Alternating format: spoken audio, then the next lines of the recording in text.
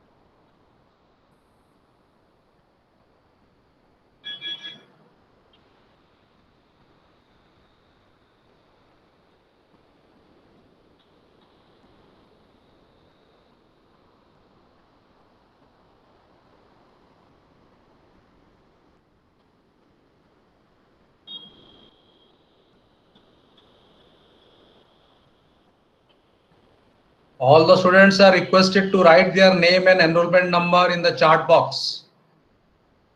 Students, please write your name and enrollment number in the chat box.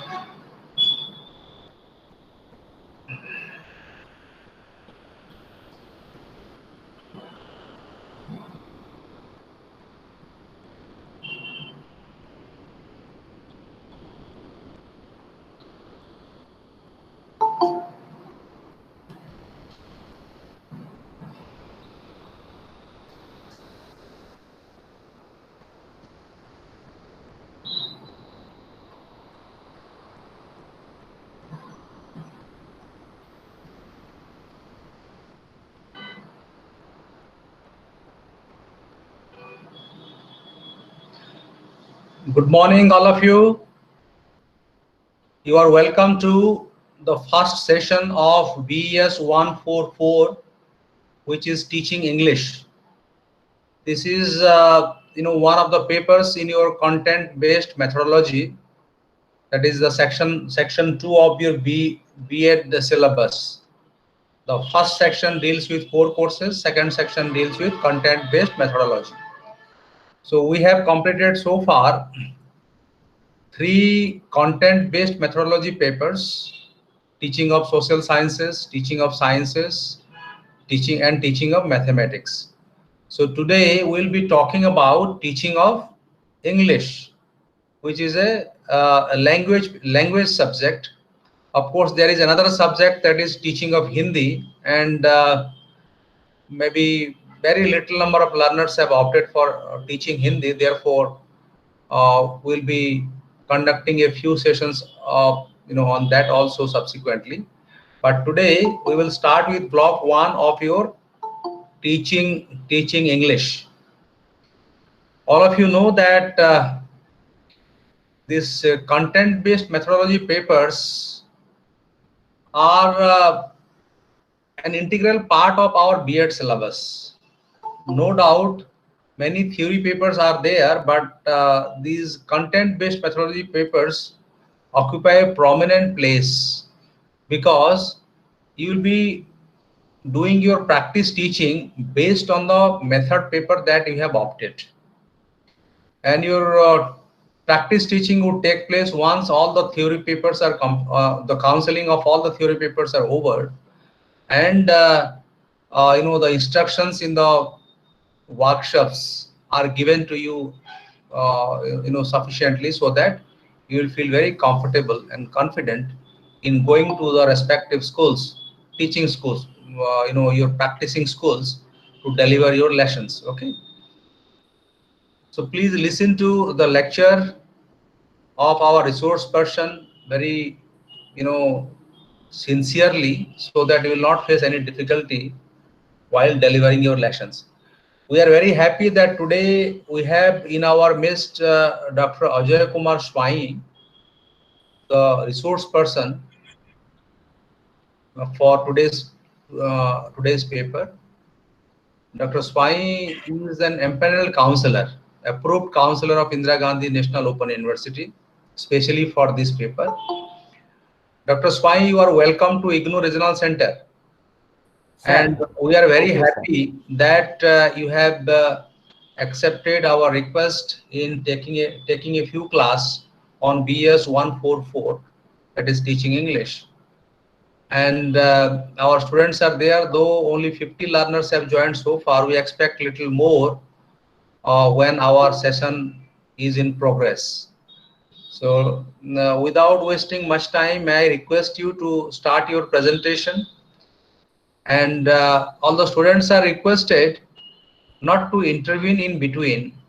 We will be, taking your questions towards the end of the session. Once the presentation by Dr. Swai is over, then we will request you to put up your questions either through your microphone or maybe through your chat box. Okay. So till such time, please listen to the presentation given by Dr. Ajay Kumar Swai, and then you put up your questions. So Dr. Swai, please take over and start Sir, your presentation by formally welcoming the students. They are your students, so please start. sir. Thank you, sir. First, I will be very grateful to Director Sir, who has already given me the chance to take the 4 classes on BES-144, that is Pedagogy of English. First of all, I will welcome to my participants. Good morning to everybody.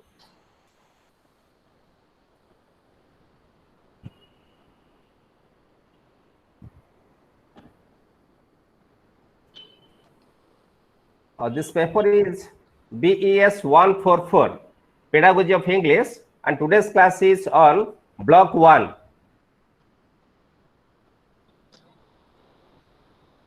In Block 1, Unit 1 is about nature, need, and objectives of English as a second language.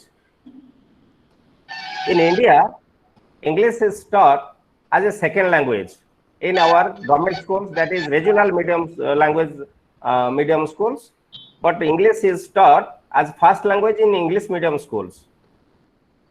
First of all, we are going to discuss what are the nature of English as a second language. Nature of teaching learning of any language is closely connected with the need and motivation of the learners. Suppose there is an example I have given in the PPT. Suppose a tourist guide is there. His profession is to guide the pupil, the tourist pupil belongs to from which language, he must have to require to learn that language. Otherwise, he cannot give guidance to those people. Suppose learn English language means can able to guide the English language speaking people when they come to our state. Similarly, in Hindi language and Bengali language, in different languages. Then another point is language is a means of discovery of the self and of the world. Language helps the child to discover himself or herself at home as well as outside the home, that is known as the world. Human urge is to express his or her thoughts and desires derive the learning of a language. So focus must be given to develop the natural functions of language of the learners. As a teacher of English, always we should give focus on teaching English language and give importance how a child can learn spontaneously from his surrounding in a natural surrounding. For example, suppose there is a rickshaw puller.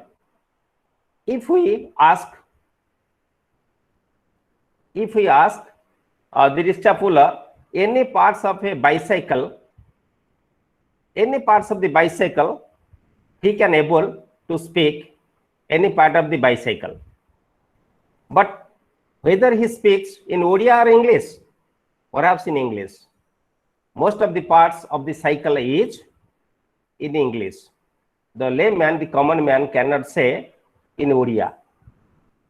Bell, carrier, three wheel, seat, a common man can speak. So, like that, the child comes to our class with certain experience. We have to utilize that experience. We have to utilize that experience of the child to teach the English language. Okay? Use of language in natural context helps the child to acquire the language. Otherwise, a child feel difficulty to learn the language like English. Our learners should become an effective autonomous communicator. We should facilitate them how to become an autonomous communicator, because the teacher is a facilitator. Unless and until we facilitate them to become an autonomous communicator, they always depend upon others. They cannot be a natural learner. So next point is English learning teaching situation in India. We can discuss English learning teaching situation in India in different points. The first point is diversity and disparity. How it is diversity and how it is disparity. We know as a second language, we learn English as a compulsory subject from class 3 to class graduation level. It is compulsory in any regional medium schools and colleges. Then another is medium of instruction. It is very important. Think about Odisha. After completion of matriculation, when the child admitted in CHSE classes, +2 and +3 level, only arts students can take in their regional medium or Odia medium, but commerce students, science students, they are not allowed to read in Odia medium. They must have to learn in English medium. So medium of instruction is very another important. So it can say, it can show how English language teaching is important in India. Then state government run schools. As a second language, according to Kothari Commission, 3 language formula, first language is mother tongue, second language is English, third language is any modern Indian language. So it occupies the place of second. In every state government schools, we are teaching English as a second language, compulsory subject from class 3 to graduation level. Then central government run schools like Jawahar Navodaya Vidyalayas, Kendriya Vidyalayas, railway schools, different schools are there. The medium of instruction is English. So English is very important for those schools.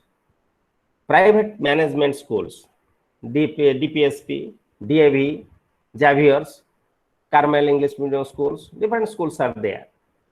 They are following CBSE and ICSE pattern, so that English is compulsory for the students of those schools.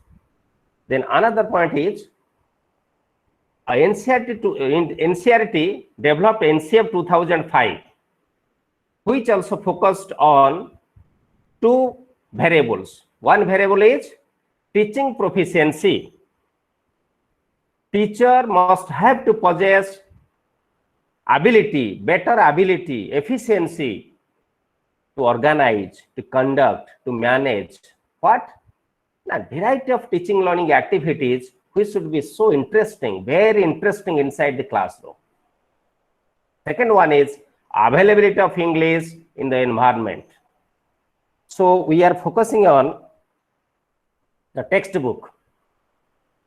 It will be difficult for the learners. In social environment means But yes, we are going to the students in a marketplace. We advise them, you learn the signboards, you read.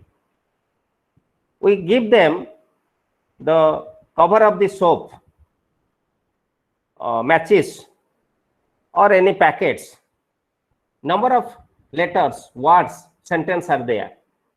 They are able to read. At home, we can speak them, we can say them, you make a list of the goods available in your home and show me. So in a very conducive environment, they can collect the name of different TV, book, almirah, door, window, etc.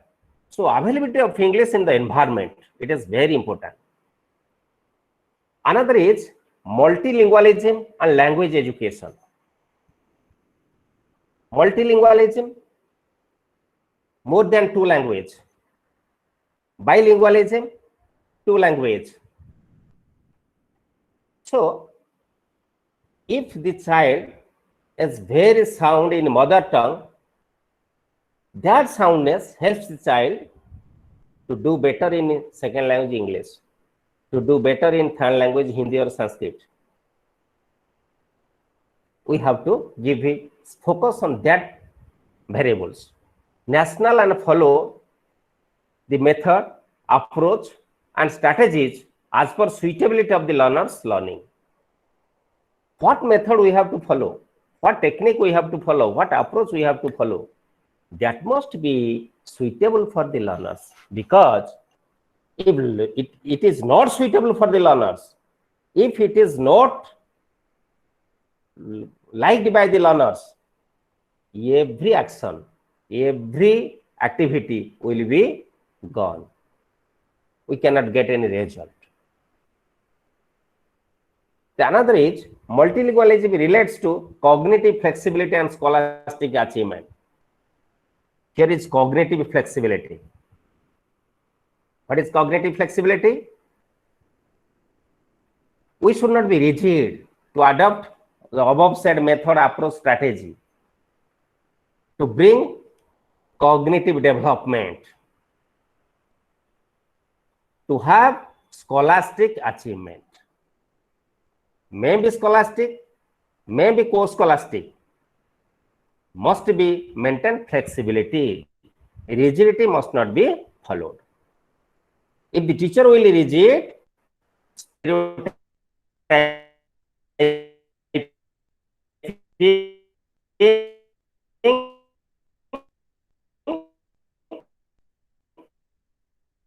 students cannot learn what to learn. Focus on bilingualism. Studies means research studies. They are focusing bilingualism, because when we are teaching English, as a teacher of English, we are teaching English inside the classroom. We use the mother tongue of the child. That is bilingualism. The mother tongue must be used very judiciously. Where it is very necessary, in that point, we use mother tongue, which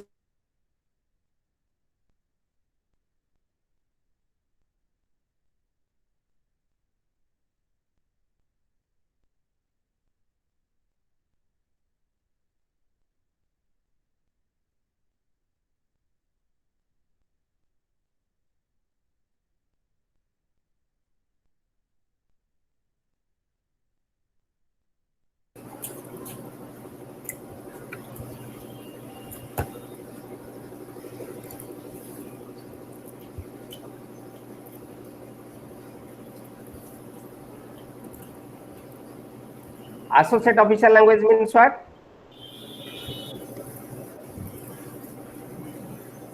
Our official language is Hindi, but English is an associate official language. So our Constitution of India is written in both Hindi and English.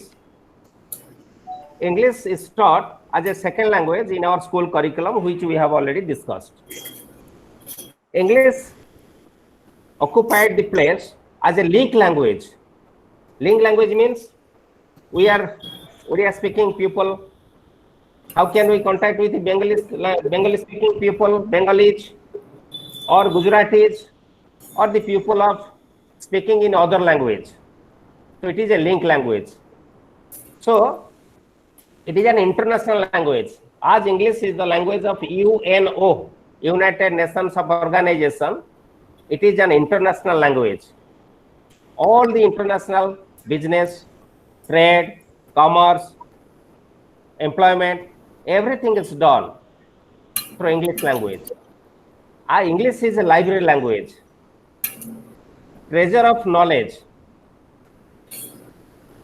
we can get from or by help of English language only. It is the language of great resource. It is the major window of the outside world. English language is the major window on the outside world.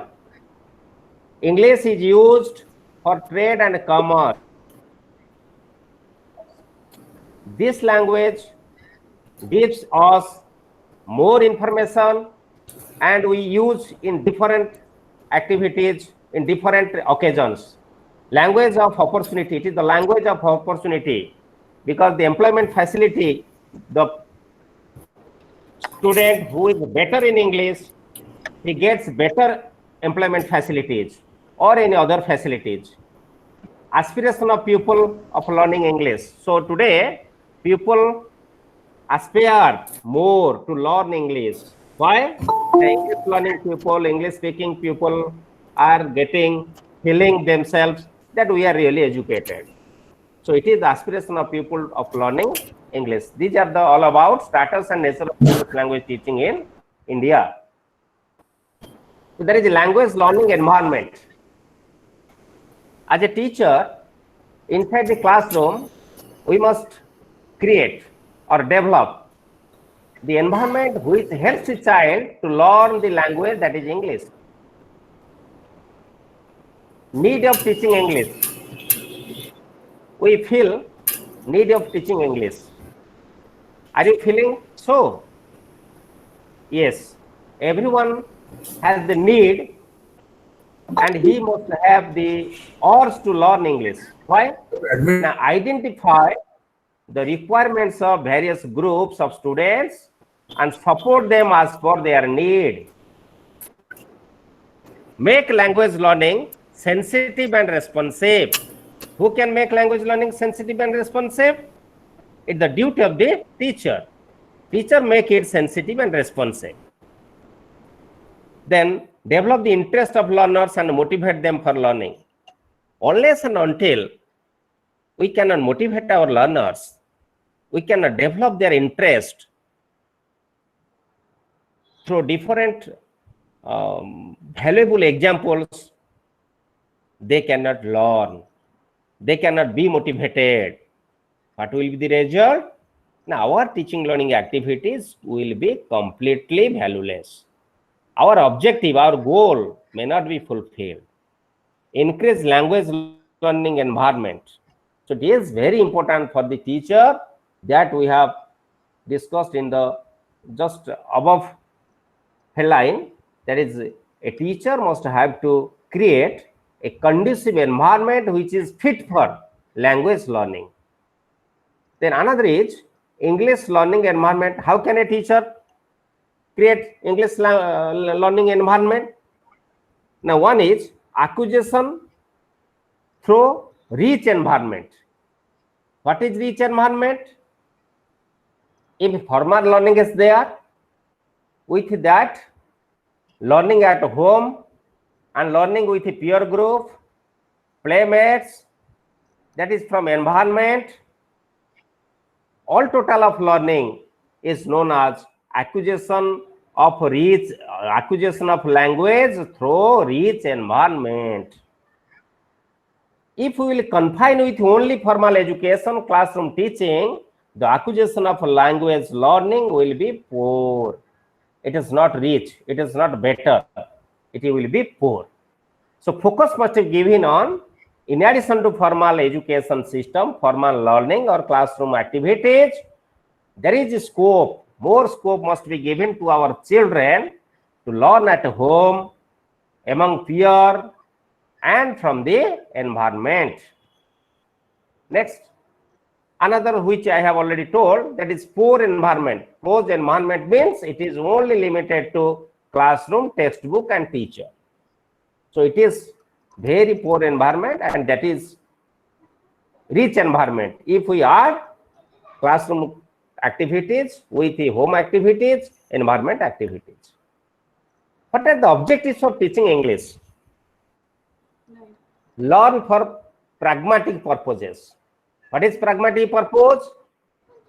Now, after learning the language, the child can able to use in social situations, in day-to-day life, as well as academic purposes, for examinations, for employment, in his professional field, everywhere. When the child will able to use the learning language, that is English, that will be treated as pragmatic purpose. In the bilingualism education, in the book, its name is Bilingualism Education.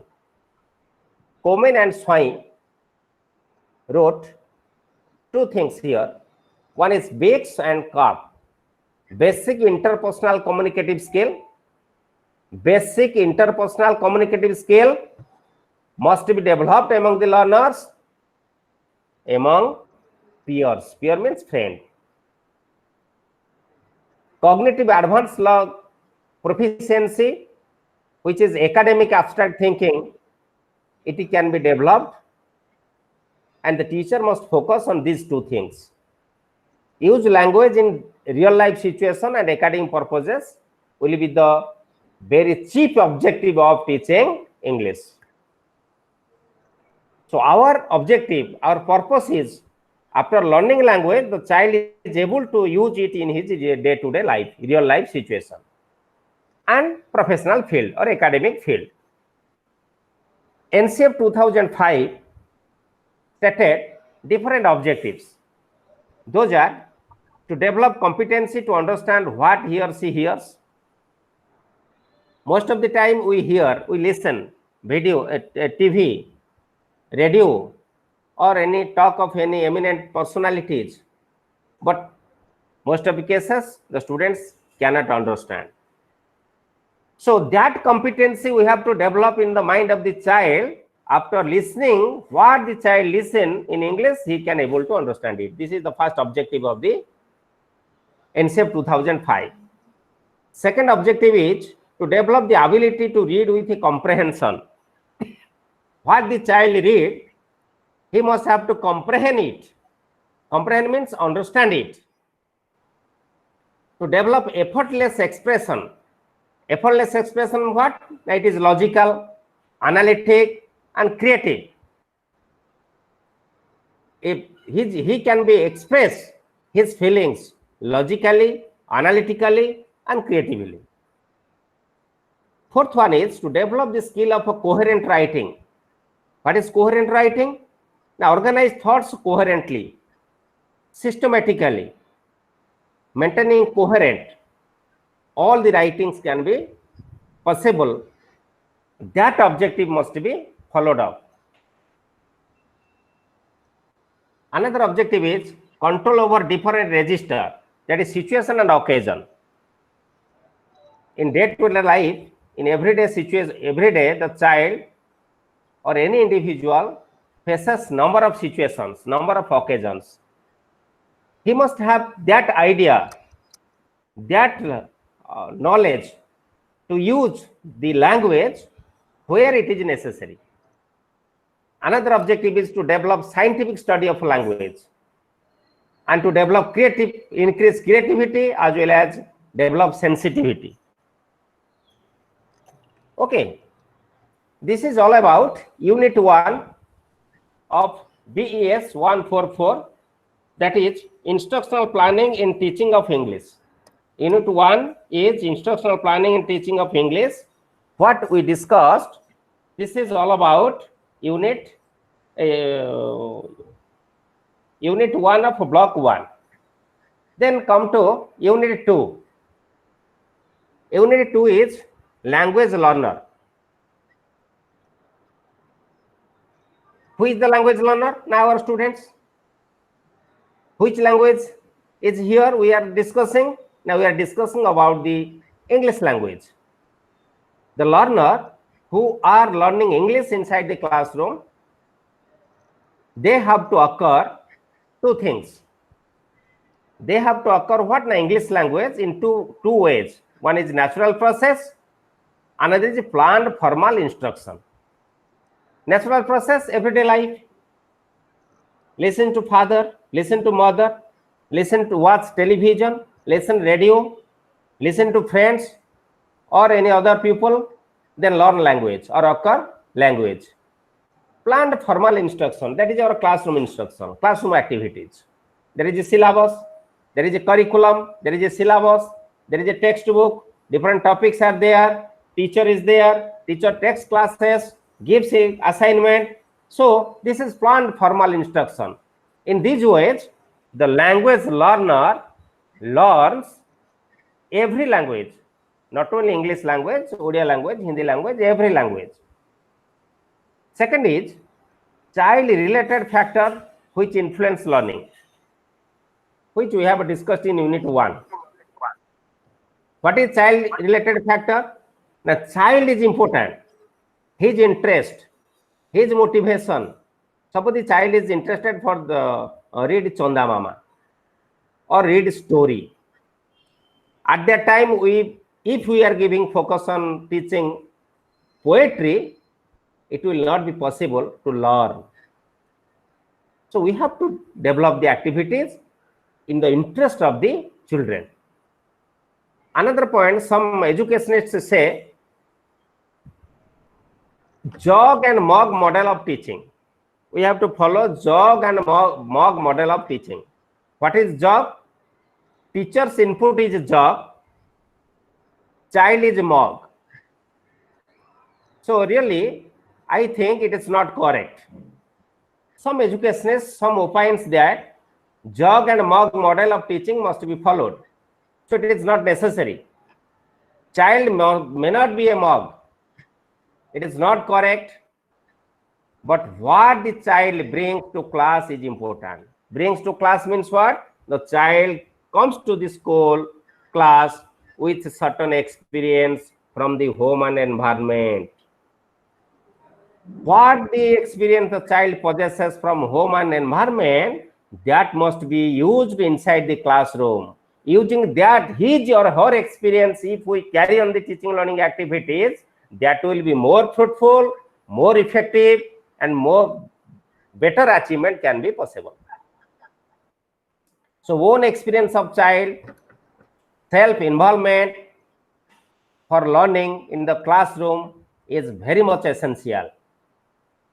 Child's own experience, focused on child's own experience, and self-involvement. Swatah involved self-involvement for learning in the class is very much essential. Another is the student's readiness for new lesson. In psychology paper, you have learned what? Laws of learning. Laws of learning. It is one law. Law of readiness. Law of readiness means what? The child should make up his mind. He is ready to learn. During that time, our activities must be organized among them to learn something. So first, learner should be ready for learning, interest and motivation for school work, lack of intensive individual attention to each side. Individual attention, every child must be attend individually, creating and maintaining a supportive social climate in the classroom. That climate must be available inside the classroom, which must be supportive as well as creating and supportive social climate must be available inside the classroom. Next point is learner characteristic that influence learning. One is general scholastic ability. Another is language learning aptitude. Then learning styles and preferences. Learning styles and preferences. One is teaching style plus learning style. We get better result. We get better result. For better achievement of a child, especially in teaching English language, teaching style and learning style must be mixed up. Functions of sense organs: listening, visualizing or watching, feeling. These are the example of sense organs. So for visual sense organ, we should display the appropriate TLM, model, chart, map, worksheet, etc. For auditory purposes, teacher's language, tape recorder, radio, or any programs in recorded activities must be displayed inside the classroom, which will be more attractive to the children. Then another is a tactile, that is touch. Tactile, that is touch. That is demonstration, role play, TPR. TPR means total physical response. When we recite the poem with all the actions, total physical response, TPR, we should follow this technique. TPR is a technique. Whole or part focused learning. Whole or part focused learning. Then another is general idea, abstract idea, and thought. General idea, abstract idea, thought of the child must be focused during teaching learning activities. Another is inductive and deductive learning. Hello? Hello? During classroom, you have to remain with mute. Okay. Some voices are there. One is inductive and deductive learning. Using particular fact and example to form general rule and principle is known as inductive learning. Using available rules and principles to solve problems is known as deductive learning. So inductive learning is that the student has the scope to experience and to find out the rules and principles, to develop the rules and principles. But deductive learning is the rule and principle is available, we learn it, apply it, solve our problem. That is deductive learning. So language learning must be focused on both inductive and deductive, but mostly it is essential for inductive learning. Then convergent and divergent thinking. It is very important for every child. Convergent means one way. Divergent means various ways. Feelings, emotions, and social interactions. These are also other styles and preferences of language learning. Then another is personality disposition. In this, we can come through the point extraversion and introversion. Extraversion what? Active. Those people who are extraversion, they are very active. The students are very active. They are so energetic, very talkative and friendly. But introversion means opposite of these. Opposite of active, energetic, talkative and friendly. Another is openness and close-minded. Openness, curious, imaginative, original, interest. When close-minded is there, whose mind is closed, they are out of these characteristics. That is curious, imaginative. They are not curious, not imaginative, not original, no interest to doing anything else. Consciousness and undirectedness. Those are conscious, they have the ability to organize behavior, manner, etc. Those are not conscious, they have not all these characteristics. Agreeableness, antagonism. Agreeableness, what? They have the characteristic like good nature. They are very kind, trustworthy, appreciative.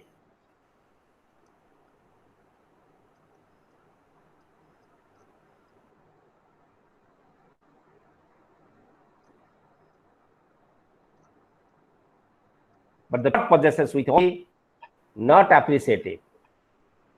Then neuroticism and stability. Those are anxious, insecure, get upset easily, and self-pity. So, after gone through all this point, what should a teacher do? So, the teacher should first know the habitual style of the children. What are the habits? How the children are learning? What style of learning helps the child to learn? That must have find out. Behavior and treatment should be done accordingly. According the style and hobby of this child, the teacher must give feedback accordingly.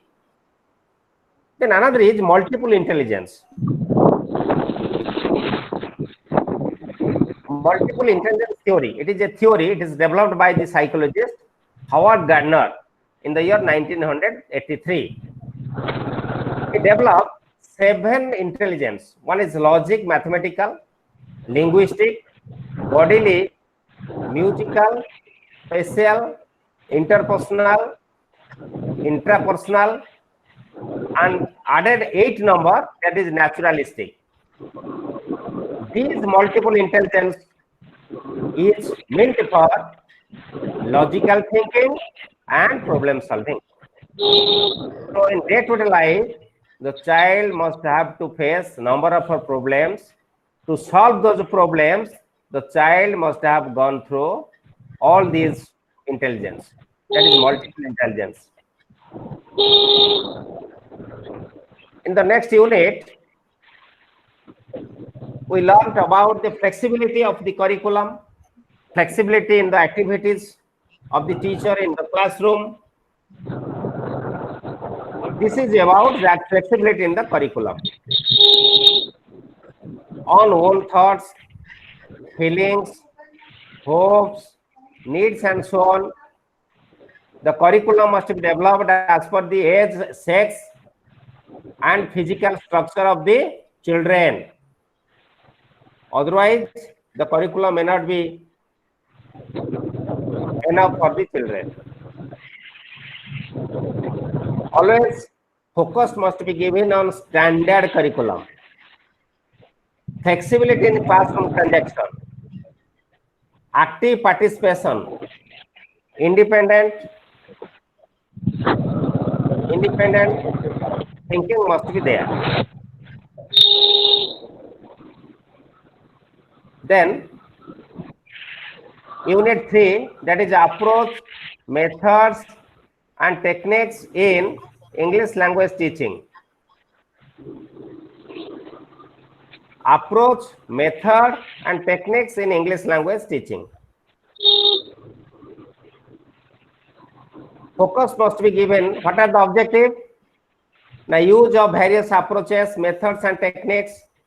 After learning this unit, the pupil teachers, the student teachers will able to use different approaches, methods, and techniques in the classroom while teaching English language. They can learn how to critically analyze and discuss the principles, advantages, and disadvantages of each method. Learn the appropriate method, approach, and technique to use in the classroom. Always same method, same approach, same technique may not be useful. Time, situation to situation, individual to individual, class to class, method, approach, techniques will be different. so that it helps the pupil teachers to what? To learn how to use method, approach, techniques in an appropriately in the classroom activities or during the classroom transaction. There are number of methods. Out of one, that is grammar translation method, which is in your block 1, unit 3. Grammar translation method is the oldest method of teaching English. It is the very oldest method of teaching English. In this method,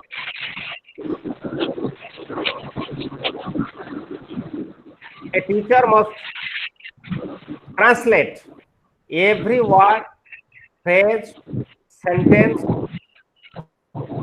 in the mother tongue of the child. In the mother tongue of the child. First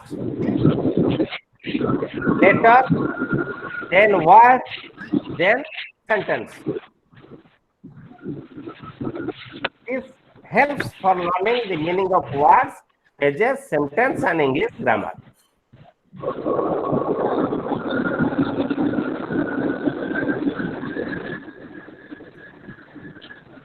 Hello. Hello.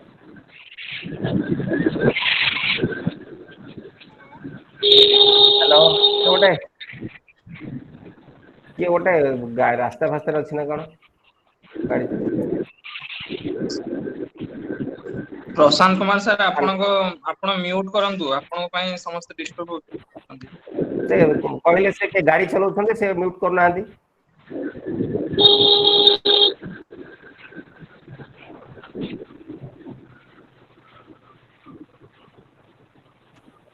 So grammar translation method is the oldest method.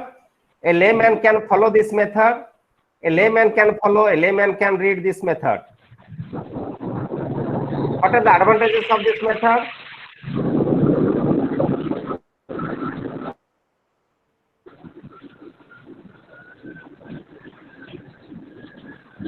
It is the easy method. Both teachers and pupils.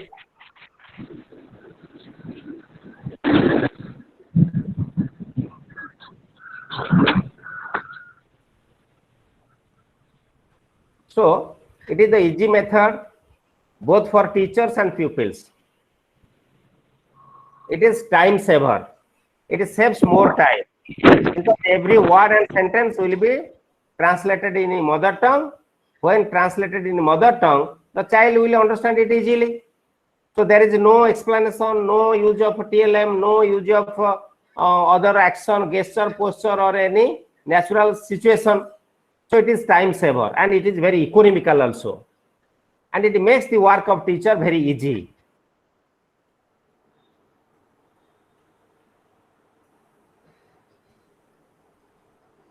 Then helps the poor teachers and learners. It requires few TLM. Helpful for learning grammar. It is memorization. It depends upon memorization. Rote learning. Rote learning is essential when we follow grammar translation method. Easy to explain abstract words. Any word, any phrase, any sentence can be easily translated into mother tongue. So then, what are the disadvantages? It ignores natural ways. The language must be learned in a natural way. Otherwise, the student cannot use it in his day-to-day life, in his professional field. So it ignores it. Second one is neglects the speech of speaking skill. It totally neglects the speaking skill. Our students are very poor in speaking skill. Why? Now most of the teachers are following this method till today. Passive mastery. It loss free of expression. Word for word translation, which cannot help the child to comprehend the English, the paragraph or write-ups in English in different situations. There is no scope for originality for both writing and speaking. Here, rules of grammar is functioning. It is uninteresting. Use of mother tongue is important. Then second one is direct method. And this direct method was developed at the end of 19th century. This method is also otherwise known as reformed method and natural method. Direct method is known as reformed method as well as natural method. What are the principles of this method? Direct method never allows the teacher to use mother tongue inside the classroom. Teaching English directly through action, gesture, posture, showing a map, chart, TLM, etc.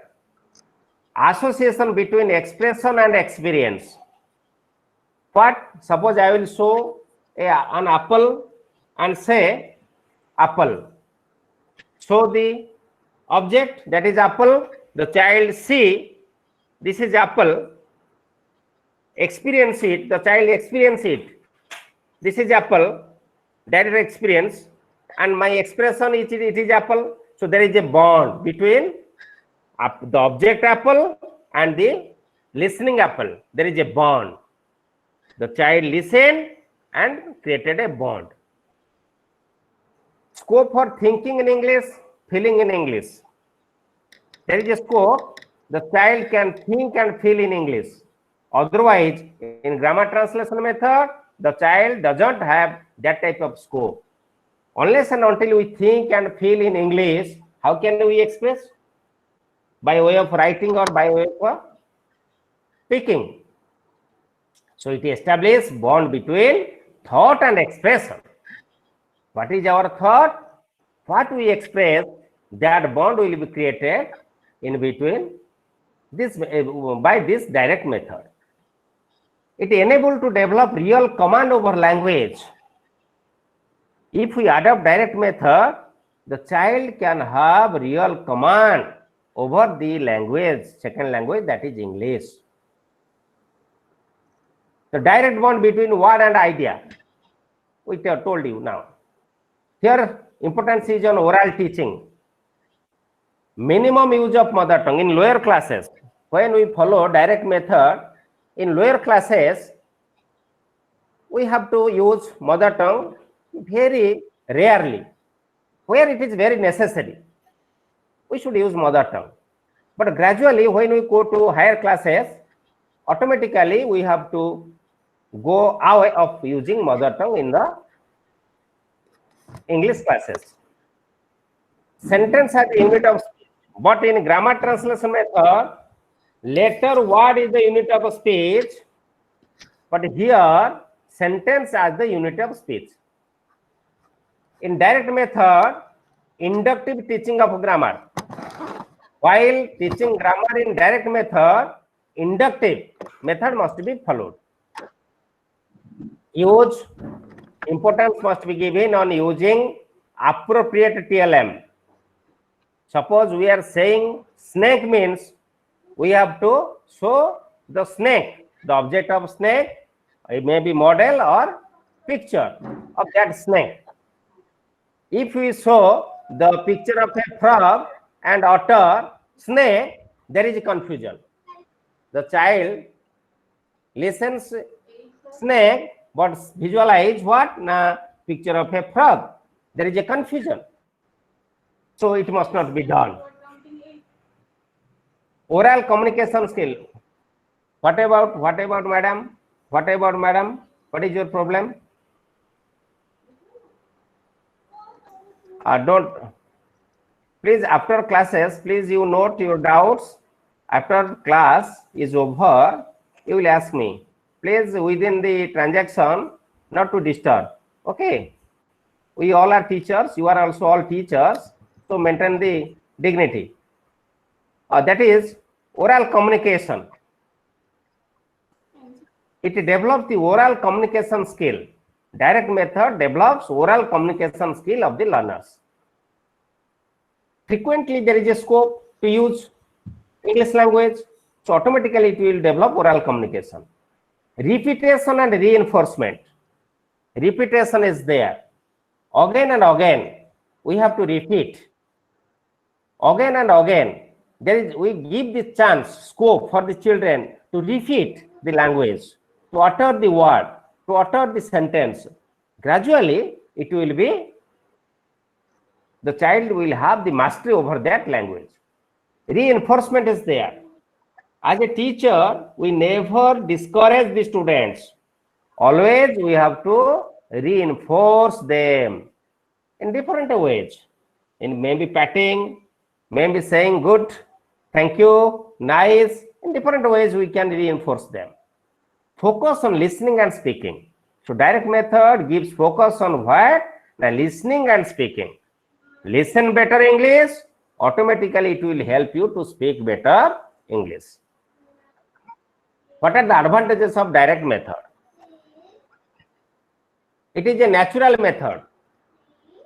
Natural method means what? Now, our mother tongue is Odia. In that way, we learn Odia. We learn Odia from our home, environment, peers, playground, everywhere we learn Odia. Similarly, that scope must be, that facilitation must be given to the students and form the natural way to learn English. It is easy to understand. By action, gesture, posture, and showing TLM, model, chart, map, the child can easily understand the language. It helps for developing fluency of speech. There is a scope. It gives scope to use audio-visual aids. Develops the command over language. It increases direct bond between object and thought and feeling.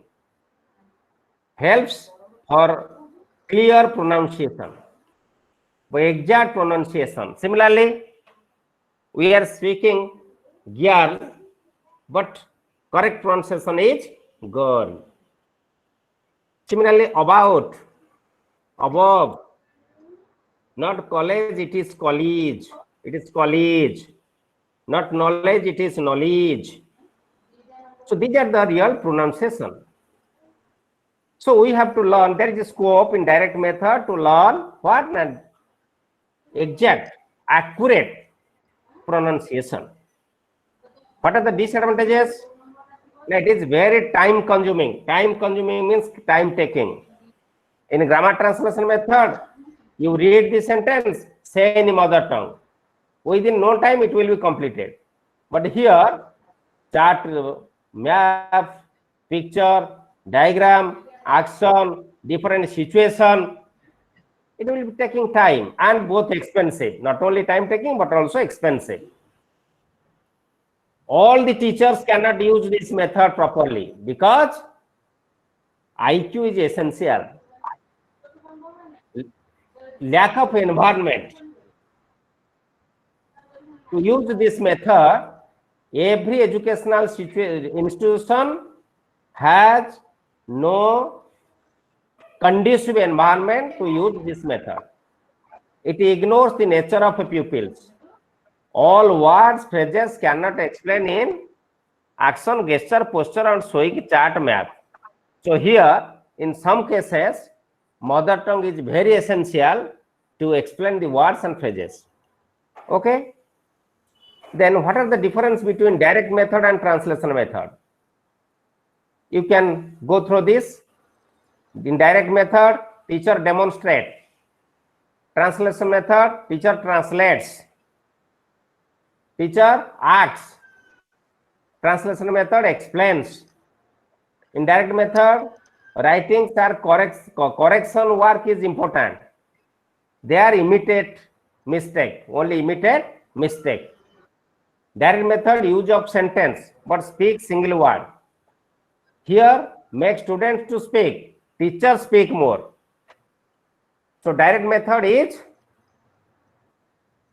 student-centered, but traditional method, that is translation method, is teacher-centered. So it is the difference between direct method and translation method. The third method is the reading method. The reading method, it is developed by Michael West. Who was Michael West? He was the principal of training college in Dhaka and director of education in a pre-partition Bengal. When there was a state, Odisha, Bihar and Bengal, that is pre-partition Bengal. It included three states, present three states, that is Bihar, Jharkhand, Odisha, as well as Bengal.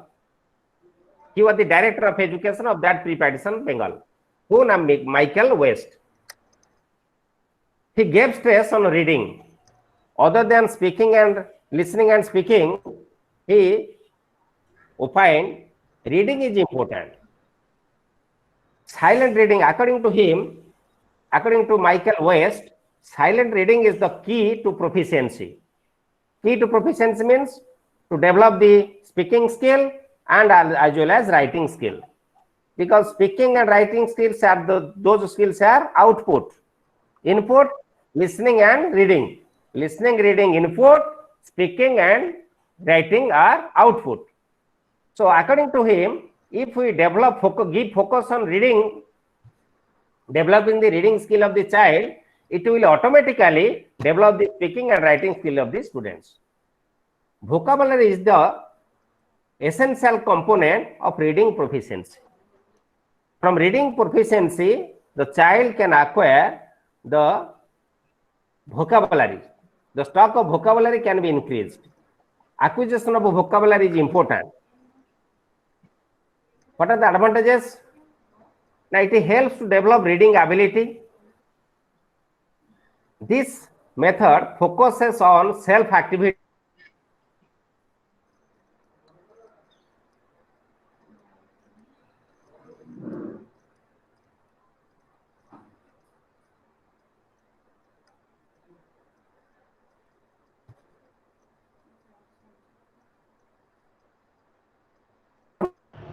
Making reading, because phonetics is very difficult for our students. All the teachers, by maximum teachers, are not competent enough in phonetics. If we are giving stress on speaking and listening and speaking, so phonetics is required. But in reading skill, it doesn't require phonetics.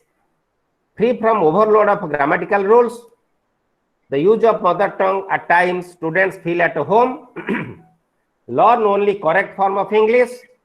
It helps to increase the vocabulary of the learners. It is an economical method in terms of time and money. It is time saving as well as very less expensive. It helps for reading book, text of other language. When the reading skill develops, automatically the child is able to read books, text of in other languages. So according to Michael West, these are the different merits, that is advantages of his method, that is reading method. There are certain disadvantages. What are they? Number one disadvantage is it ignores three aspects. It ignores, very important point, it ignores three aspects. One aspect is understanding, second is speaking, third is writing. When the child able to read, it doesn't mean he understands, or he may speak, or he can write. It is the skill before listening and speaking. Out of 4 language skills, first skill is what? Now listening, second one is speaking, third one is reading, fourth one is writing. But this is the third skill which doesn't focus on listening and speaking skill. Boring for learner as it is monotonous. The learner feel boring. Michael West said that speaking is difficult than reading. Speaking is difficult than reading. So students should start learning English from reading. Speaking and writing skills are required for life, but reading is not same to them. Okay. Then another point is, what are the argument of Dr. West on giving importance on reading?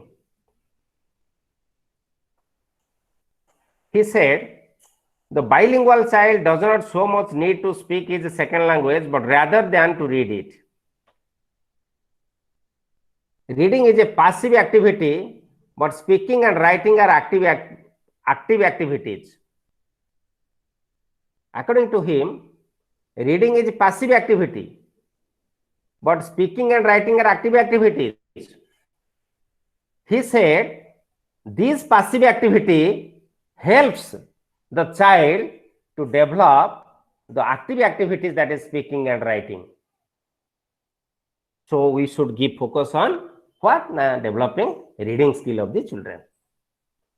Reading a language is by far the shortest road of learning to speak and write it.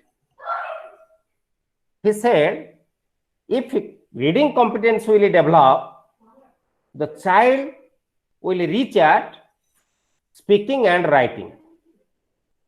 So it is the shortest way to reach. So develop skill of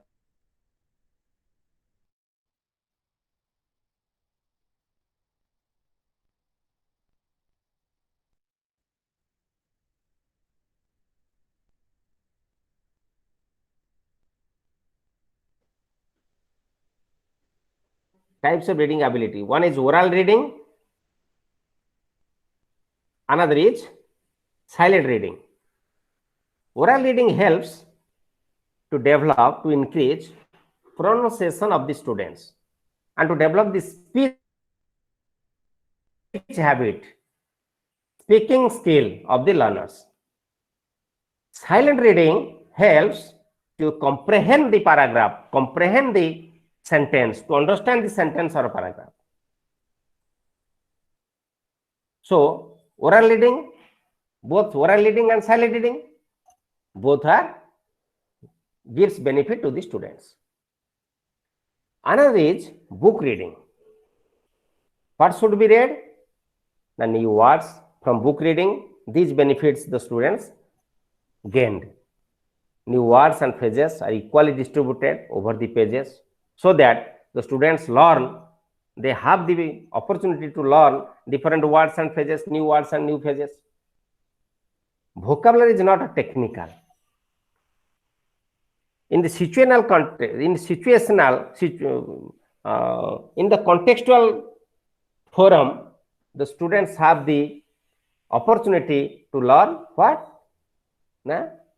New vocabulary. Repetition of words to make familiar. Repetition of words to make familiar. Use pictures to explain. Mother tongue is frequently used. He advocated to use mother tongue frequently in his method. Don't explain grammatical rules. The students will be focused on what? To develop grammatical rules. That is inductive method. Use long stories to read. Use long stories to read. Long stories, different type of stories are there. Storybooks must be given them to develop their reading habit or reading skill. Fourth one is the audio-lingual method. Audio-lingual method develops two things. One is spoken skill and a habit formation. Focus on habit formation as well as spoken development of spoken skill. Audio-lingual method is likely direct method. This method gives focus on oral and oral work as well as oral work. Pronunciation through drilling as well as dialogue practice in small groups of motivated learners and native language teachers. So practice is must. Practice helps for habit formation. Dialogue provides learners an opportunity for imitation, practice, and memorization. Dialogue provides learners an opportunity for imitation, practice, and third one is for memorization. It adopts many strategies of direct method. So from beginning of this method, I told you it is as like as direct method. Most of the strategies of direct method is followed in this method. Emphasis on spoken skill. Emphasis must be given on spoken skill. It forms the habit of learners. I told you. No grammatical explanation. So out of 4 methods, only grammar translation method says about the importance of grammar or grammatical explanation, but this is not accepted by direct method, reading method, as well as the audio lingual method. Learn vocabulary in context. So learning vocabulary, developing vocabulary should be developed contextually. Language laboratories can be contextually. Suppose I want to share a child, I have no money. I will take him to a market or shop, purchase something, its cost is suppose 200 rupees, but I have no 200 rupees. What will I say? Oh, I cannot purchase it because my purse doesn't permit it. I cannot buy it or purchase it because my purse doesn't permit it. So this language shows or inform the child can learn my purse doesn't permit it. In the contextually he can learn that the sir has no money. He has no money. So this is the different example of contextual learning. Language laboratories, tape recorder, visual aids can be used in this method. Reinforcement should be given for correct response. If the child gives correct response, a positive reinforcement must be given immediately. Never discourage our children in any situation, in any circumstances. No discouragement. Emphasis on native-like pronunciation. Native-like pronunciation means Bengalis are speaking Benglish. Bengali plus English is equal to Benglish. We are speaking English, that is O-English. Odia plus English is equal to O-English. Okay? Telugu plus English is Te-English. That is native-like pronunciation. Most of the Odia people, they are going to taking their degree, B.Ed degree, Andhra Pradesh. I have discussed with a number of students. They are saying, sir, we cannot understand their English. Why? Now, they are speaking English, but the importance of Telugu is there. Telugu plus English. They are speaking not pure English, that is the English. So native-like pronunciation is there. These 4 methods are in your text, in your material, study material. Out of that, other methods are there. That is substitution table method, project method, inductive and deductive method, bilingual method. But these are not in your textbooks, your material. So I have not gone through detail about these methods. If anyone wants to have the material on these methods, you can contact me. I will send you through WhatsApp. Okay.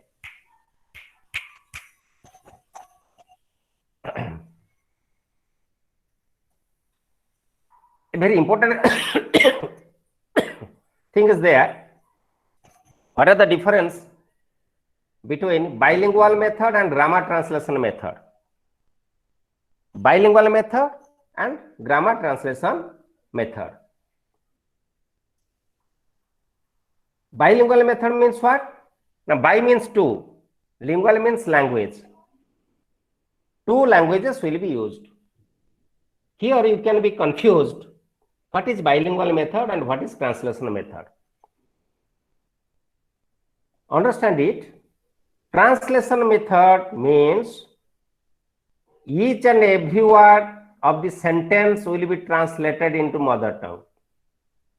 But in a bilingual method, the use of mother tongue is judicious. While it is necessary to use mother tongue, there the teacher will use mother tongue. That is bilingual method. But grammar translation method,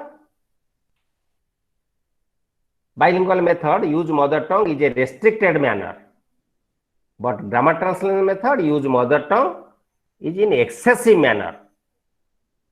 Teacher uses mother tongue to explain meaning of words and phrases in bilingual method. But in grammar translation method, both pupils and teachers use mother tongue not only explain meaning word and phrases and every sentence, paragraph, everything. Much practice in the drill of sentence in English, but no practice in the drilling of sentence in English. In bilingual method, improved method of teaching English, but it is grammar translation method is not an improved method. It is more practice on speaking English. It is very less practice in speaking English. Bilingual method is more suitable. Grammar translation method is not suitable at all for the learner's language development. After gone through the methods, then come to approaches. Very important approach is structural approach, or it is known as oral approach. By Charles III developed this approach. What are the principles? Applied the principles of behaviorism in psychology and structural linguistics to language teaching. Different languages have different ways of expressing the same meaning. These are patterns or structures of the language. Mastery of structures is more important than the acquisition of a vocabulary. Structural approach means the arrangement of words to form a suitable pattern of sentence. The different arrangements of pattern of words are called structures. What are the structures? Then different arrangement or pattern of words. Pattern of word or different arrangement of words are called structures.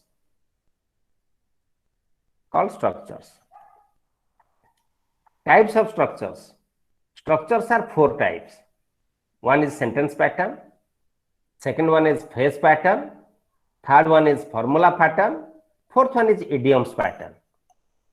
What is sentence pattern? Okay, there is an example. There are two books on the table. This is sentence pattern. It is a structure. It is a structure which comes under sentence pattern. On the desk with a knife, these are known as phrase patterns.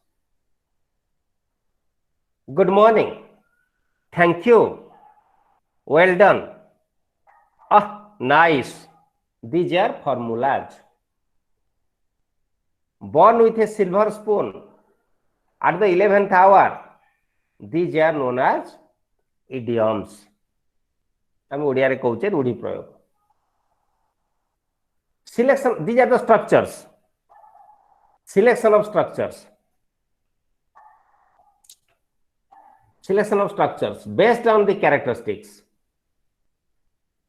All the structures must be selected for the students to use inside the classroom, which is one is based on the characteristics.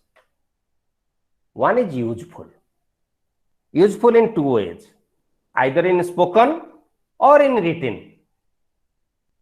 Then simple. Structures must be used. Simple structures should be used first.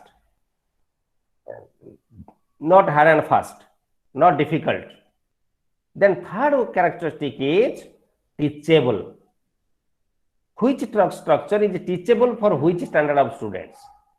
That must be focused on. Level of learning. Level of learner. What is the level of learner? Whether learner writes in standard 5 or 7 or 8 or 9. That is important. So, what are the characteristics? Now, usefulness, simple, teachable, level of learner. All the characteristics will be considered.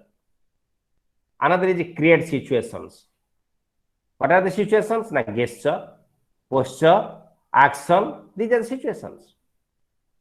Using pictures, chart, map, diagram, etc. Using the blackboard. These are the situations. So, situations can be created using all these things. That is classroom situation. Or in any other situation, you may create using gesture, posture, or action. Suppose count. Count. To explain the word count, I can use my fingers or dots, any other ways. There is techniques of teaching. What are the techniques of teaching? One is oral work or drill is one technique. Another one is frequent use. Structure. One can have the mastery over structure by frequent use of the structure in different situations, both in spoken form and written form. There are 275 graded structures in English. 3000 root words. जदि एतिकी जणे mastery हासिल करिनब 6-7 वर्ष भितर ताले तार language रो जो foundation ठीक रे पड़ी गला बोली कहबो. तेनु आज a teacher of English, not English teacher but teacher of English, you have to give focus on 275 graded structures and 3000 root words within 6 to 7 years of learning of your learners. Then the foundation of English language will be developed. Another is, what are the advantages of this approach? More emphasis on speech and oral work. Emphasis is given speech and oral work, not book, that is work. Adopted all stages of learning. It is adopted, it is used in all stages of learning, in a primary level, upper primary level, secondary level, as well as higher secondary level. It forms the habit of the learners. Practice makes a man perfect. It forms the habits. It cultivates the habits of speaking in English language. It cultivates the habit of speaking in English language, used to teach prose and poetry. This structural approach also is very, very expressive and provides opportunity to the learners to develop their ideas and feelings and use in different occasions. It is based on scientific principles and helps both teachers and students. What are the disadvantages? It is suitable for lower class, not higher classes. Overlooks the linguistic habits already formed while learning mother tongue. It overlooks that linguistic habits.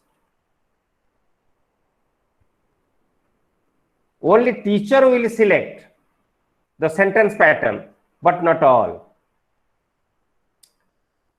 All textbooks cannot be taught with this approach. All textbooks cannot be taught. Makes class dull and uninteresting in some cases. This mechanism in some cases makes the class dull and uninteresting. Teaching of grammar and pronunciation is not possible using this structure, this approach. It is not used successfully in overcrowded classes.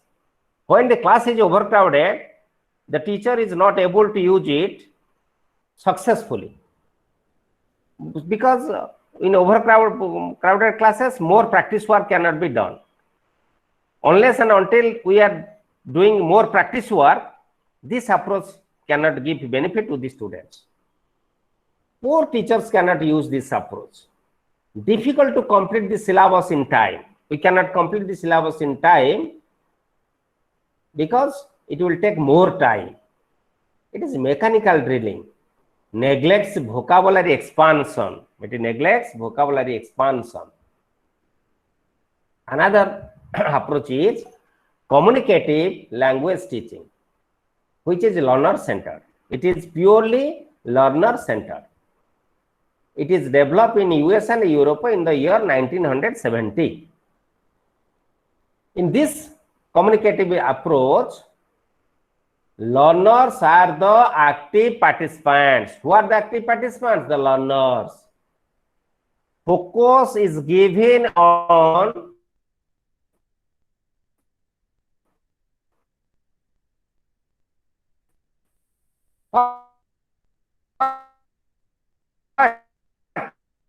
pair work as well, because for they are different role play or dialogues. It may be with pair work and also group work. Teacher's role as facilitator, organizer, guide, monitor, manager, and counselor. Teacher is not the prime person who says what the students will learn that. No, teacher is a facilitator. Renders scope, gives facilities, organize different activities, guide the students to do like this, like this. Who will be real actors? The students, our learners are the real actors. They will do practically.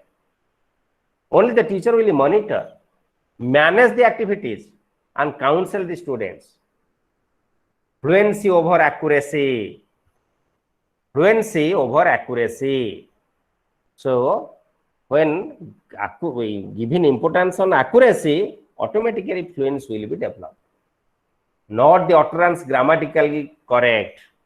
Not the utterance grammatically correct. For example, I can say, hello, hello brother, kindly show me the way to the bus stop. This full sentence is grammatically correct, but this sentence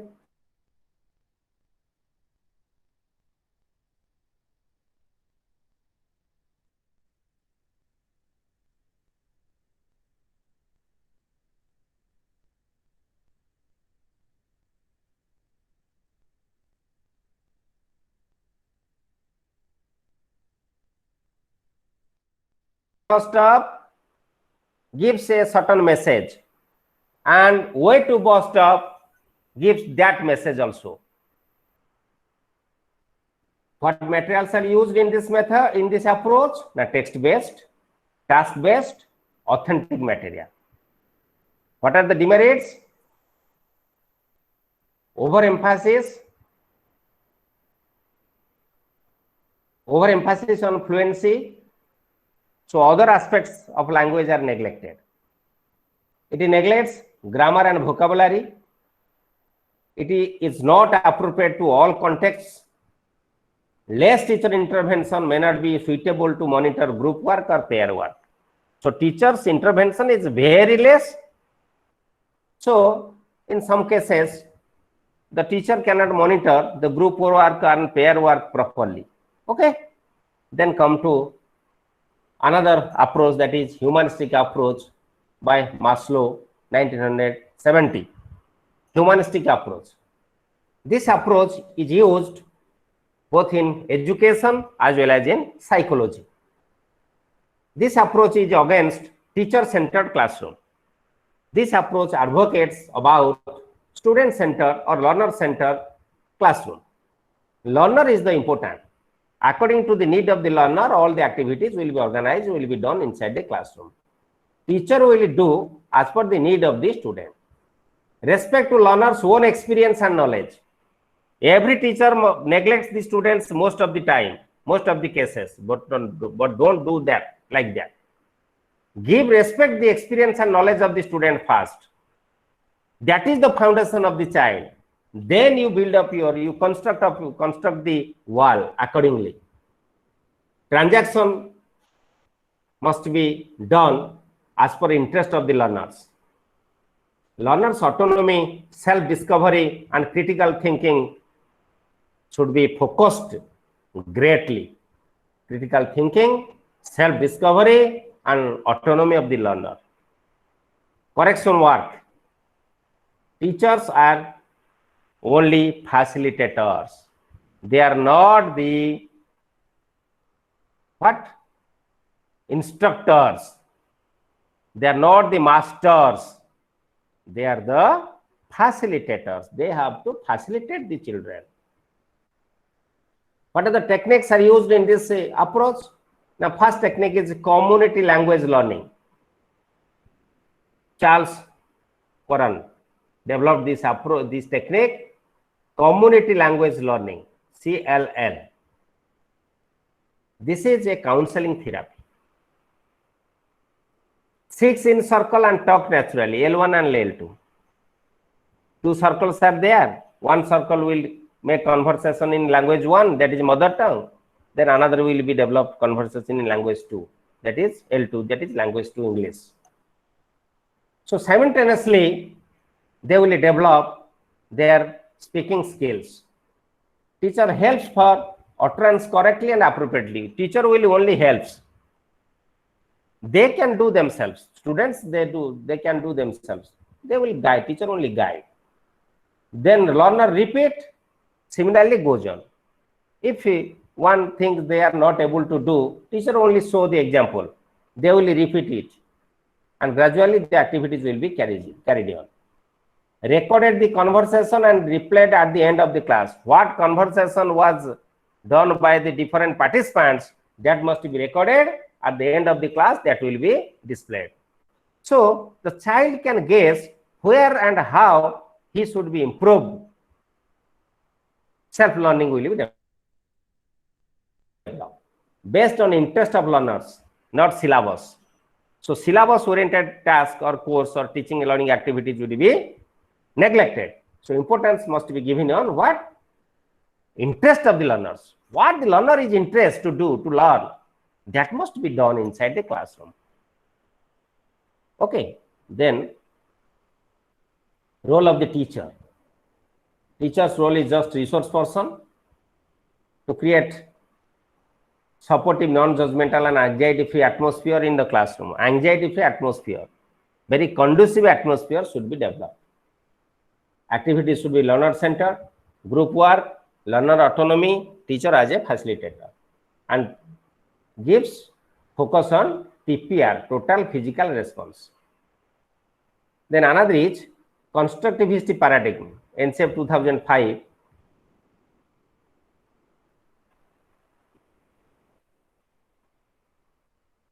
Learning in a realistic and relevant context.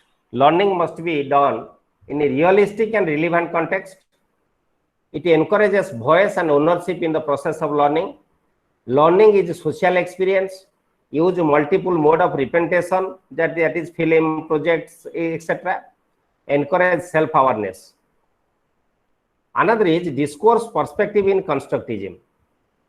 Use of language in speech and writing in order to produce meaning, that is oral and written.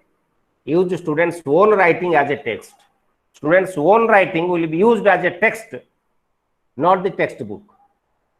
What are the techniques? Now, mini lessons, one-to-one conference, one-to-one student conference, peer group activity, peer group friendly activity, 5 to 10 minutes activity, 2 or 3 sentences every day the child will be able to read or write, read and write both. Record ungrammatical sentences, rewrite, discussion, experience, then correct the sentence. Correction work, then done the correction work. So these techniques must be followed up for developing the language skill of the learners. Vygotsky theory of social constructivism. Vygotsky is the Soviet psychologist. His principle is assimilation and accommodation of new knowledge from societal context. Assimilation and accommodation. When the child is going to learn new knowledge, get new knowledge, he must have to assimilate and accommodate his previous knowledge. He must compare. What are the similarities? What are the dissimilarities? If there is similarities, there is no doubt. If there is dissimilarities, there is doubt. Discuss with the teacher, peers, or any elderly people at home or environment, then automatically doubt will be cleared. Learning will be developed. All cognitive functions originate in social interactions. All the cognitive functions originate in social interactions. Learners construct ideas in mind and share with others. One thing, what I think, I will have to share with others. Then automatically, whether my thought is right or wrong, well, it will be changed or partially modified, automatically I will develop it. Then critical thinking improves quality of analyzing, assessing, and doing various activities. That is the self-discipline, self-directive, self-monitor, self-corrective thinking.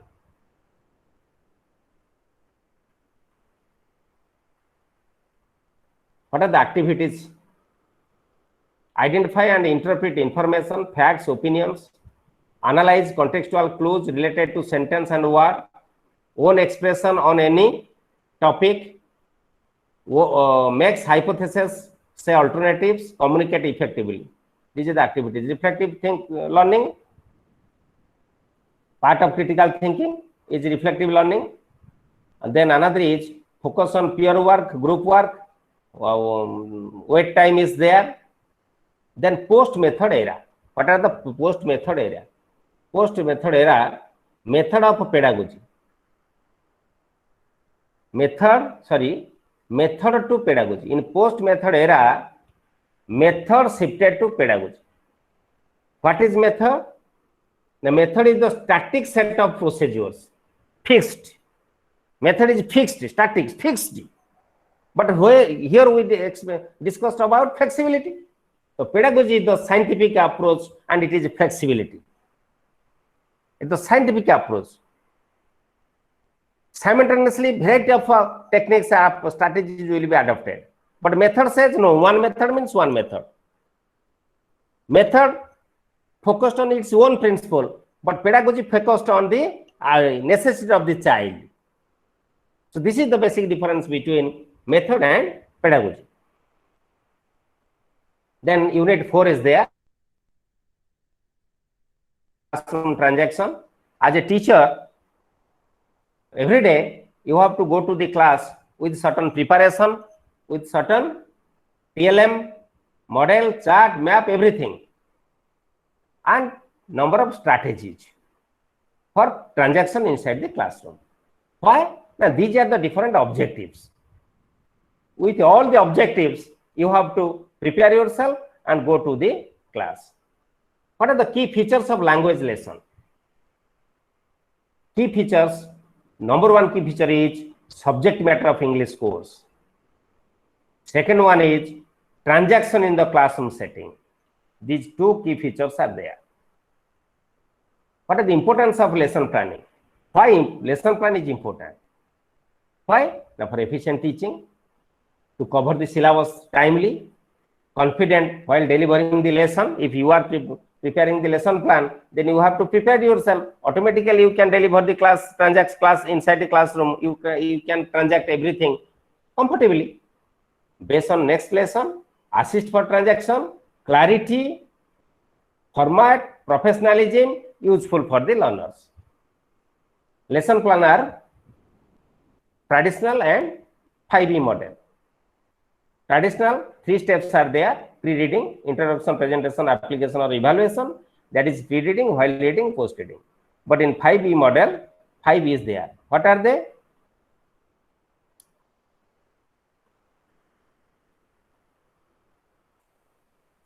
What are they? 5E there. Okay.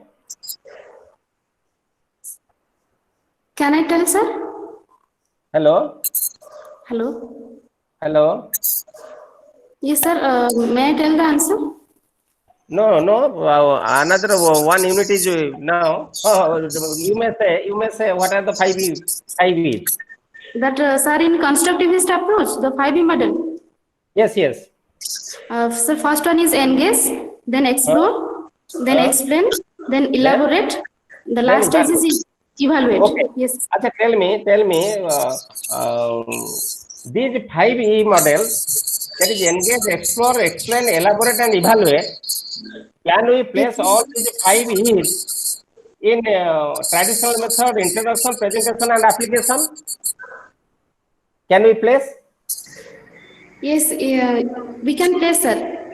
Okay. Next, after over of this class, we have to discuss on this. Okay. Then another last unit is 5 unit monitoring instruction, the reflective teacher. Okay. Last unit is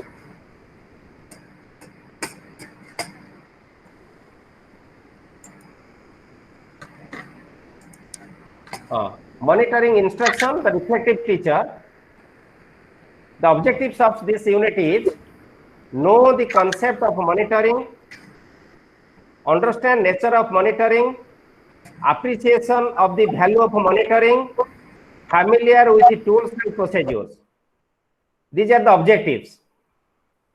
But what are the monitoring the classroom?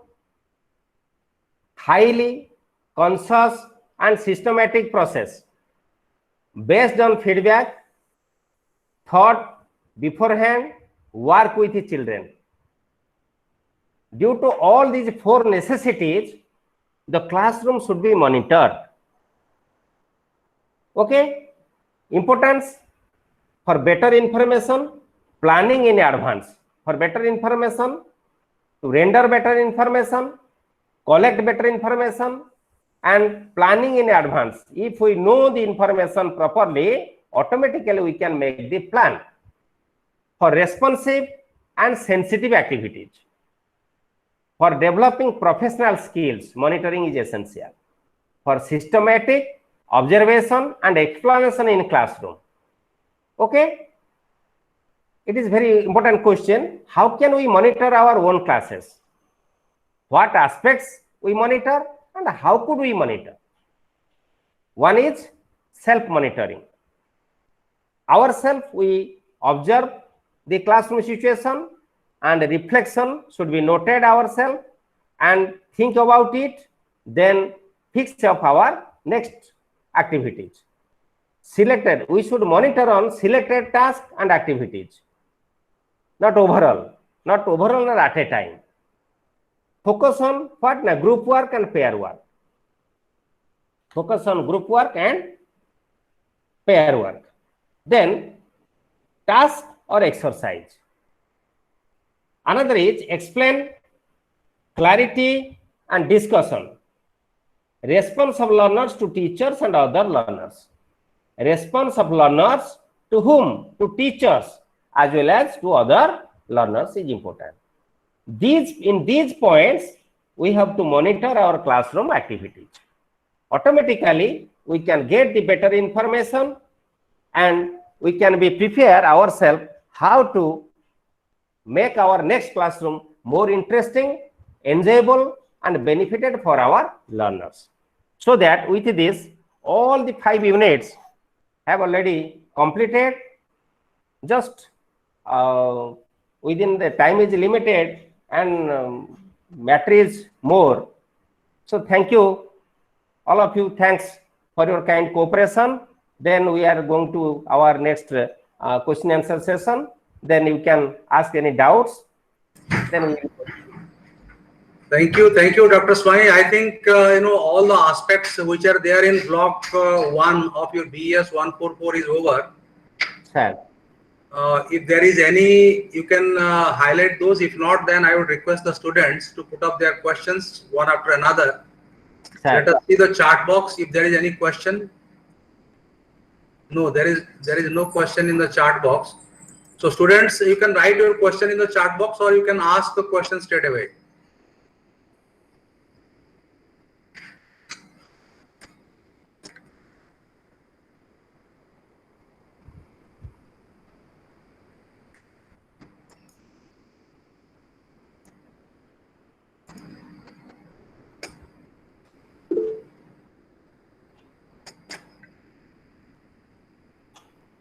What is the meaning of post reading?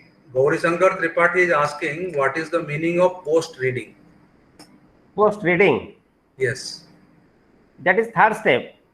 Pre-reading, while reading, and post reading. Post reading means evaluation step. There are two in the lesson plan. There are three steps. First is introduction, presentation, and last one is evaluation. That is post reading. Then Subhasmita is asking, what is difference between diversity and disparity? It is the language. This is the language question. So due to diversity and disparity, how our classroom interactions are different. How learning English teaching situation in India. So this is diversity and disparity. Out of this, there are 4 points. There is as second language and medium of instruction, then state government run schools, central government run schools, then private schools. All 4 points says how English learning teaching situation in India is different due to diversity and disparity.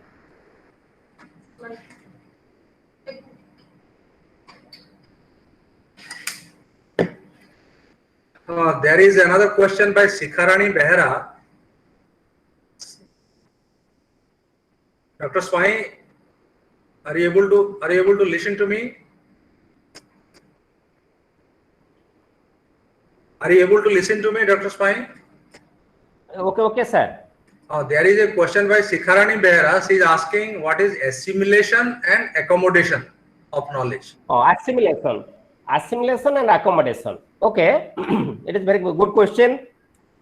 Assimilation means to add. Accommodate means to accommodate. Suppose टिके ओडिया रे कहि दउची, suppose गोटे पिला class को आसीची किछि भोकाबुलारी नै करी किछि घरु बा बाहरु बापा मानठु सिखिकरी आसीची, जेते बेले आमे नुवा कथाटी ताकू पढौचे सेही शब्दटी जानिथिबा शब्दटी ए पैराग्राफ रे जेतेले से पाए तार पूर्व एक्सपीरियंस सहित से सेटा को असिमिलेट करे, एको अकोमोडेट करे. असिमिलेट अकोमोडेट करा द्वारा तार अंडरस्टैंडिंग लेवल टा बेटर ही थाए. Okay, then Binay Maharaj is asking, what is TPR? Inductive and deductive, perhaps. TPR. Total physical response. Total physical response. Total physical response. So he is interested to know about it. Total physical response means, suppose we are reciting a rhyme. What should we do? Now we have to show the action. Stand up, say stand up, the child will stand or this teacher will stand. Sit down, will sit. This is total physical response. Okay. Tofan Malik is asking, what is the basic reason for the gap between intentions and outcomes that seems a characteristics of teaching? Again, sir. So he is asking, what is the basic reason for the gap between intention and outcome? Intention and outcome. That is visible in characteristics of teaching. Perhaps I may clarify in next class. Please again tell this question again. Yeah, intention. You see, normally, I think he's referring to objectives and the learning outcomes. Oh, objectives. What is the question? This is how I perceive the question. He's asking about the intention and outcomes. Oh, intention and outcomes. Okay. Intention of teaching and the outcome of teaching. I think this is the general perception. Okay. Yes, you're right, sir. So Tofan Malik, you should know that every activity that we perform, maybe in the teaching learning process or maybe in our day-to-day life, every activity has certain objective behind it, isn't it? Either objective or objectives. and we do certain things in order to achieve those objectives. How do you come to know? When we get the result is nothing but the outcome. Similarly, in teaching learning situation, if you teach English, some objectives are there in teaching English. So how do you come to know whether your teaching English has been effective or not effective? To the learning outcome of the students. Okay, so there is always relations between the learning outcomes and the objectives which are normally framed or put before starting the activity. So this is how I perceive this particular question. If there is anything else, you can refer to your study material, and or else you can discuss this particular issue during workshop, when you all will go to the study center and mix up with your students and counselors for different activities during the 12 days workshop. Okay. Then there is another question by Sikharani Behera. Please explain the difference between method and pedagogy. Method and pedagogy. Method is the static activities. There is no flexibility. But in pedagogy, there is flexibility. According to the need of the child, all the actions, techniques, strategies will be adopted. But in method says, the simple method is a teacher centered, but pedagogy is student centered. Okay. Pedagogy is the science of teaching. Science of teaching. It is the science of teaching. Method is the way or the process through which normally a teacher teaches the student. For example, teaching English, discussion method or something like that. If you teach mathematics, you do or you adopt inductive and deductive method, something like that. They are methods of teaching. But pedagogy, pedagogy encompasses all these things. The theory, the practical aspects, and whatnot. The entire gamut of teaching learning process is comprised of your pedagogy. Then there is another question by Anusaya Pradhan. What is the difference between acquisition and learning? This is a learning. It is very okay, sir. Okay, sir. Learning is we can learn in a instructional activities, but acquisition means in a natural process we learn something. We develop our language in our day-to-day work, neighbors, jatra, mela, mahotsav, everywhere. That is acquisition of learning. That is acquisition of language. But learning language means there is a specific classroom, there is specific instruction, there we learn something.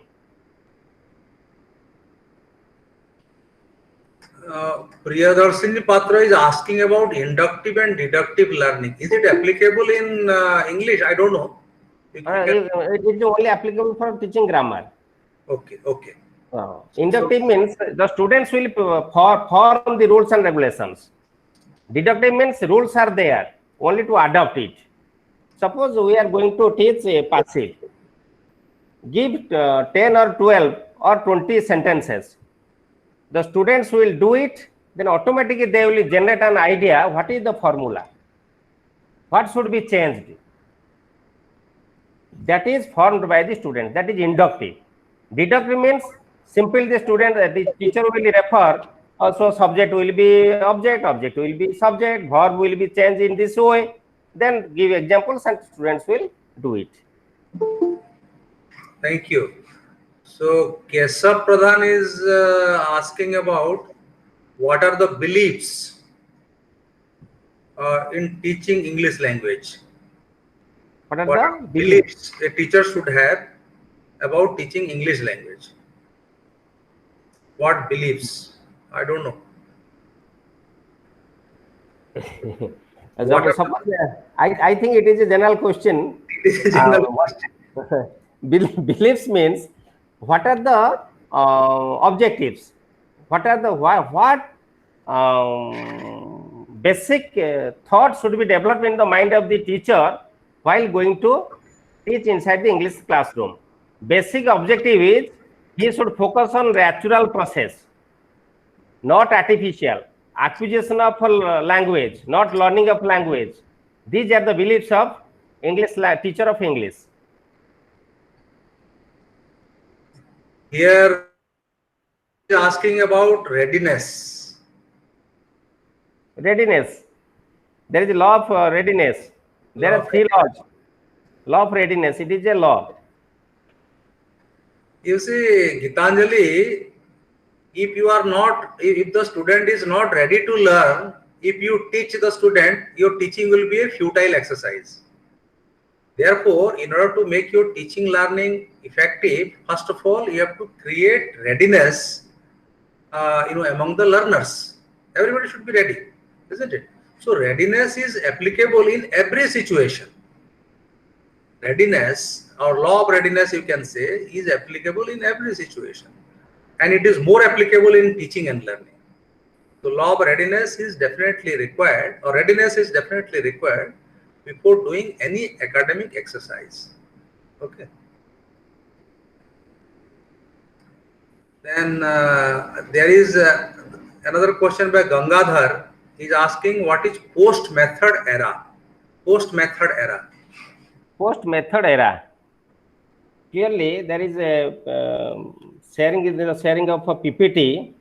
I have already clearly reflected what is post method era.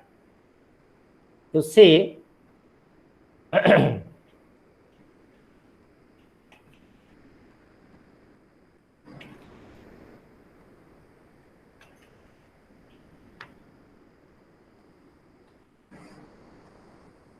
method to shifted from method to pedagogy.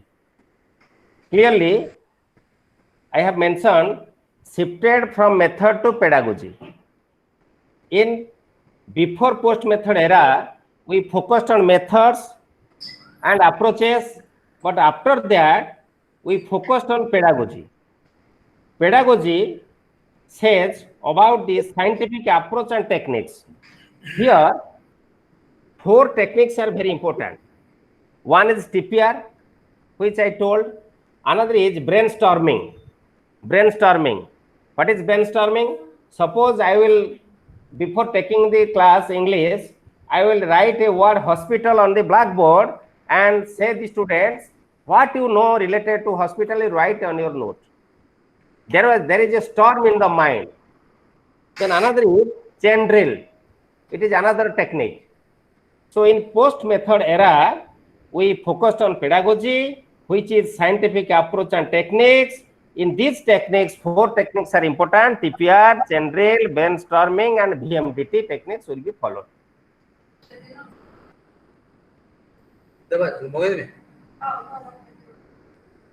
Okay. Hello, sir. Hello. Yes. Sir, what is a discourse perspective in constructivism? Discourse perspectives in constructivism. Discourse perspective in constructivism. Constructivism. Constructivism refers to construction of knowledge. Construction of knowledge means what? Now, in a practical situation, in natural situation, with the involvement of the child, he can learn the language, and that language will construct in the mind of the child, and it will be remain forever. It avoids constructivism, is against the rote learning. घोषा पद्धति. Today's approach is constructivism approach. आमे knowledge टाको construct करूचे. Okay. We are free from rote learning. We are not practicing. In a real situation, the student's involvement helps him to construct the knowledge, to learn what to do or what not to do. Pravasini, you must, as a teacher, you must be knowing that, whatever we are doing inside the classroom, we are doing nothing but academic discourse. This is also a kind of academic discourse where there is participation of so many individuals. It may be learners, it may be your friends, this, that. Then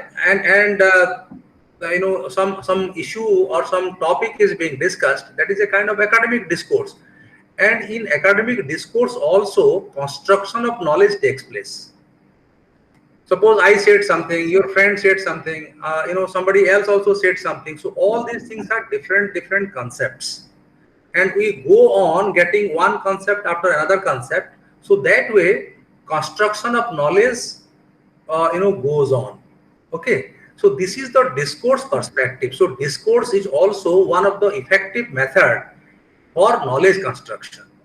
And teaching and learning, you must understand, is nothing but construction of knowledge. Teaching and learning is nothing but construction of knowledge.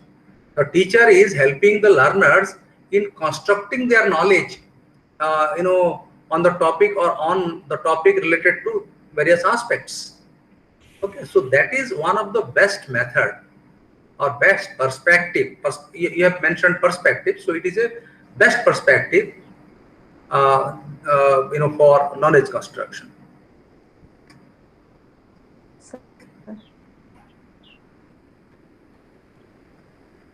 Then Ashwini Behra is saying, what is convergent and what is divergent? This is again a these two are psychological terms. Dr. Spine, are you there? Okay, sir. Convergent means one way thinking. Divergent means different way thinking. One way and different way. Divergent means yes, okay. Yes, you are very right. You are very right. I can give you one example. Have you seen a magnifying glass? If you just expose the magnifying glass on the sun ray, the rays are converged on one point, isn't it? And if you put a piece of paper there, when the rays are converged, the piece of paper starts burning. That is convergence. So our mind is also like that. When you are focused, when your mind is focused towards a particular concept, isn't it? That is convergent. That means your mind is converged on that particular concept. Convergent thinking. And when your mind is diverged, that means when you are thinking about the same subject or same topic on various angles, that is divergent thinking. That means thinking differently or thinking in many other ways. So convergent thinking and divergent thinking, these two are most important psychological terms which have great relevance in our teaching learning situation. Ashwini, it is a very good question. So please try to see and try to understand these two concepts, convergent thinking and divergent thinking.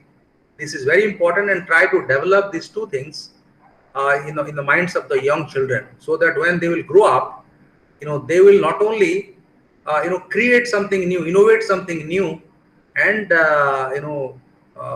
they can master things in a much better way. Okay. Okay, sir. Thank you, sir. I think we have answered a good number of questions, Dr. Spine. Okay, sir. So thank you very much for such a beautiful presentation from your side, and I hope our students must have enjoyed quite a lot from your PowerPoint presentations and explanations on many issues pertaining to teaching English, which are there in Block 1. So, I think we should wind up today, and we would request all the students to join us tomorrow exactly 10 a.m. And you are also requested, Dr. Swami, to join us exactly 10 a.m. so that we will, take the online class ahead, and we will deal with Block 2. Tomorrow we will deal with Block 2. So thank you very much for a nice presentation today. And students, I must also thank you for your effective participation. You have put many good questions, which are really beneficial for all the learners, those who are watching this web conference today. So thank you very much, and thank you all.